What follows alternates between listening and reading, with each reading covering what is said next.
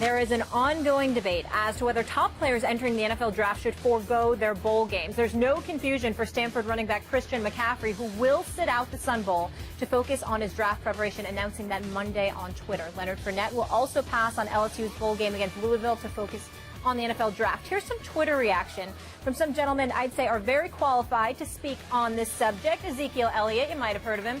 He wrote, "All these young guys deciding to skip their bowl games. I would do anything to play one more time with my brothers in that scarlet and gray." Derek Carr responding to a Kirk Herbstreit tweet on this subject. "I played my bowl game with a jacked up shoulder, wanted to play one more time with my boys. Not even a thought not to play." Will Kane in the house, how we doing? Good, thank you, Molly. Good Max, to see you. Stephen A. What's up, man? How you doing? Max, I want to start with you in this. Do you have any problem with the players sitting out? Not at all. I mean, say it out loud. McCaffrey or whoever else. You should, in this case, you should risk your professional future, your financial future, and in the case of many of these players, a financial future that could secure the financial security of their family for generations to come. You should do it because you got to play in the Sun Bowl. Look, the NFL and the NCAA in football work as a de facto syndicate together and essentially coerce football players in this country. If you want to play on the highest level professionally in the United States of America, in the world, in football, you have to go through their college system. There is no minor league, and you will not be paid, and you will be asked to sacrifice or risk your professional and financial future, you know, in service of this.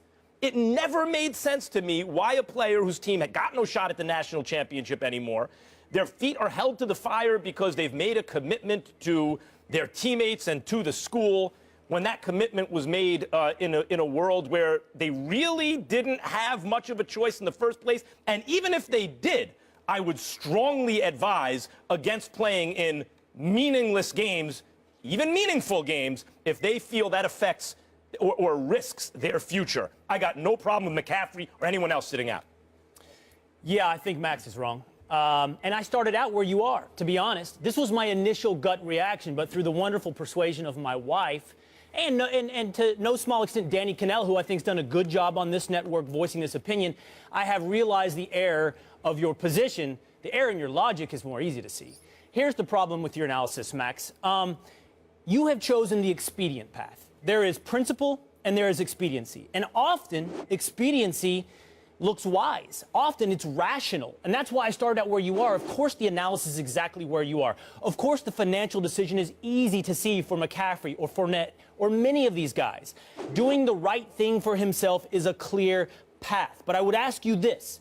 Is there any value to college football for the player beyond winning a national championship, beyond preparing for the pros? Is there any value beyond those two goals? Is that a rhetorical question? No, I'm serious. The answer is yes, if they would have chosen college anyway. But in fact, they really don't have a choice. So if I am a college player and I decide I have no choice, I'm essentially coerced into this free minor league system for the NFL, under those restrictions, under those pretenses, then I would say, no, they have no obligation because it was a coerced decision in the first place. So this is the flaw in your logic. I agree, by the way, that college is a coerced path to the NFL. I agree that is unjust, but you're focused on only one relationship in this equation, and that's the relationship the player has with the institution or with the coach who often leaves his program before it's time. But there's another relationship in the question, and this is the one about principle.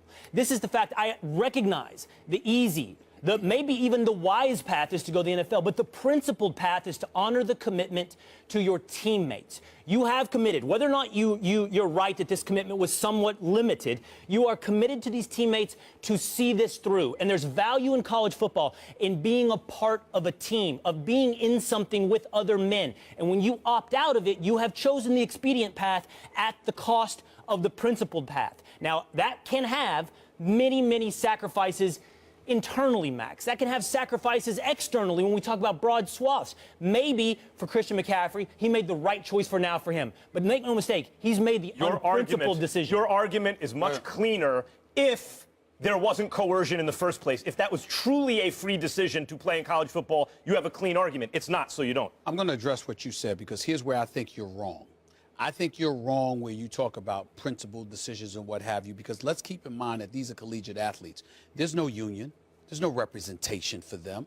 I mean, this is big business, which is college football, and these dudes get exploited. And the universities are willing to look at you and say, well, you got a scholarship, be happy, shut the hell up, and go out there and play. So we understand that there's an absence of representation. It's 3 years that you have to commit to the university before you're allowed to go pro. You're using physicality as an excuse when clearly guys like Leonard Fournette was ready physically to be in the NFL at least a year ago, if not earlier than that. So let's take that into consideration. The other point, and the biggest point for me, when I think about this particular situation, what I don't like, and I was listening to Herm Edwards and Ryan Clark on Mike and Mike this morning talking about this, and I was actually upset that they didn't bring this up. Christian McCaffrey is an individual. He's white. He's at Stanford. As far as I'm concerned, I don't think he's been appreciated enough. Rushed for over 2,000 yards last year, rushed for over 1,500 yards this year, averaged more than 6 yards a carry. If he were black, he would have gotten more notoriety as a running back in college football for doing it. It was almost like reverse discrimination. It really is true that that has happened to him. Having said that, here's where the problem lies. Jadeveon Clowney, and please show highlights of this guy when he was playing at South Carolina. He took plays off.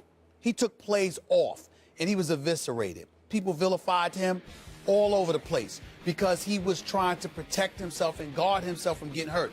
And the notion was, if you're going to be out there, go all out. When you start off the season, you're committing to finishing the season. With your teams at 100%, you go all out.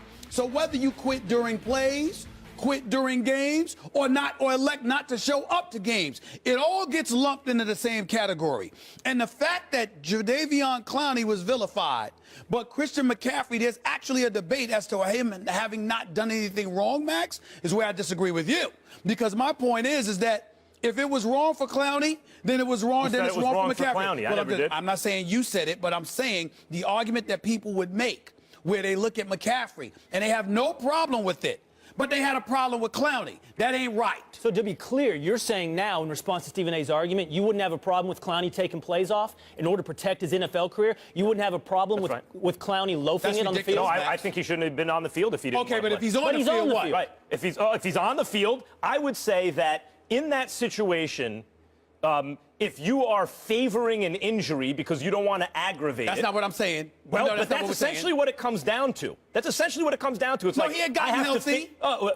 I have to favor myself. I have to protect myself. We talk about this with athletes coming back from injury or battling fatigue, etc. If he feels that he's going to jeopardize the rest of his career, his professional career, Max, and financial security to play in a college football game, I think that's absurd. Your position is worse than I thought, because what you're saying is that even if he's healthy, but he wants to make sure that he can avoid a particular injury, he should go out there and give it half-ass? Hold on. We talk about athletes rehabilitating from injury, for example. Now, I'm talking about on the field. Excuse me. For example, Derrick Rose. You can even see players who do check out as healthy, but are constantly doing the mental check with their body. Wait a minute, am I okay to cut like that? And simply don't do it the same way, and largely that's psychological. What's the difference? Max, the problem with your argument, I think the Clowney example has showed the absurdity of it, is that once you commit to something, you have to see it through. You have to give it your all, Max. That's right. You can't. The purpose of college football is not simply to make it to the pros. Yes, the purpose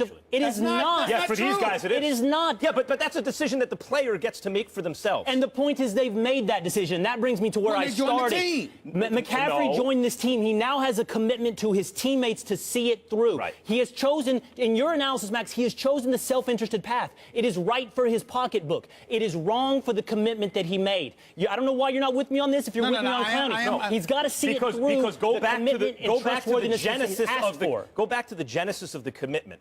If you really don't have a choice, you either commit or don't play football. That is not actually a commitment. That's a coerced commitment. And so if you at that point, yes, you are sacrificing the commitment you've made to the other players, which is unfair to them, for your own self-interest, and you have an argument that it is an immoral or unethical thing to do to those players. Look, but the fact that you entered into a coerced relationship in the first place undermines that. I don't disagree that the system is flawed, that the system is very unethical. Rigged. But it doesn't mean that individual actors within the system are therefore allowed to be immoral as well. You can be moral in an immoral system. You can do it. I agree with that. I agree with that. And McCaffrey can live. Hold on. And that might be foolish. McCaffrey can live up to. Yes, and it can be foolish, Max. Right. But you still do what's right. Sometimes doing what's right is bad for you, but you still do it. You know why, Max? Expedient and foolish are two different things. And in fact, I think it's wrong to do to the player in the first place. Therefore, the entire idea of the integrity of the system is undermined before they make the quote-unquote commitment. But my point to you, Max, is this. Okay, then if you're McCaffrey, to use him as this example, then sit out before the season. Yes. But once you commit to the season, you commit to the season.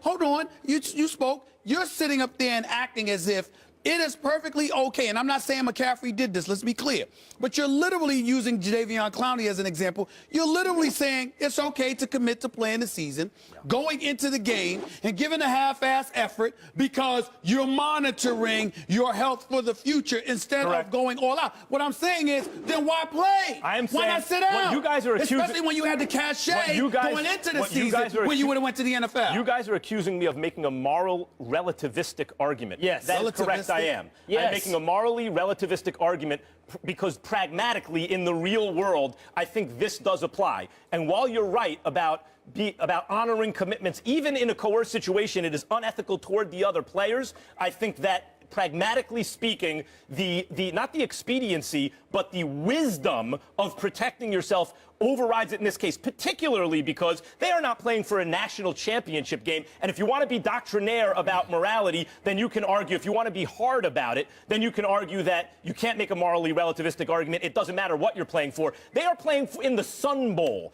And does that change it? Look, yes, it does. You're right. It's pragmatic. You're right. It could be wise. But the point of principles is to do what's right when it's hard. The point of principles is to do what's right when it's against your own interest. Otherwise, just don't do principles. You can do it. I agree with Will Will on that one. It is important to do what's right when it is inconvenient, I agree, but not when it is foolish. And I think it would be foolish in this case. Well, then why is it, if it's so foolish, then why play at all? He has no choice. No. He came off, hold on. He came off a 2,000-yard season. Right. Christian McCaffrey could have sat out, and still his value would have been there. Clowney could have sat out, and still his value would have, one could argue, still his value would have been there. You didn't have to. You didn't have to. Yes, if you're going to be up in there, the be up in system is there. rigged to try to make these guys play. And I think it's okay to say, we heard your point, as the season unfolds and you have a view of what's going to happen, if you are in the Sun Bowl, it's not the same thing as playing for a national title. We got to get a break in, but great debate, and both of you making Steve and I are on the same really side. It's an uncomfortable really strong arguments, and I have a feeling our audience I feel like I got to take a shower. divided on this. Me too. You guys are unbelievable.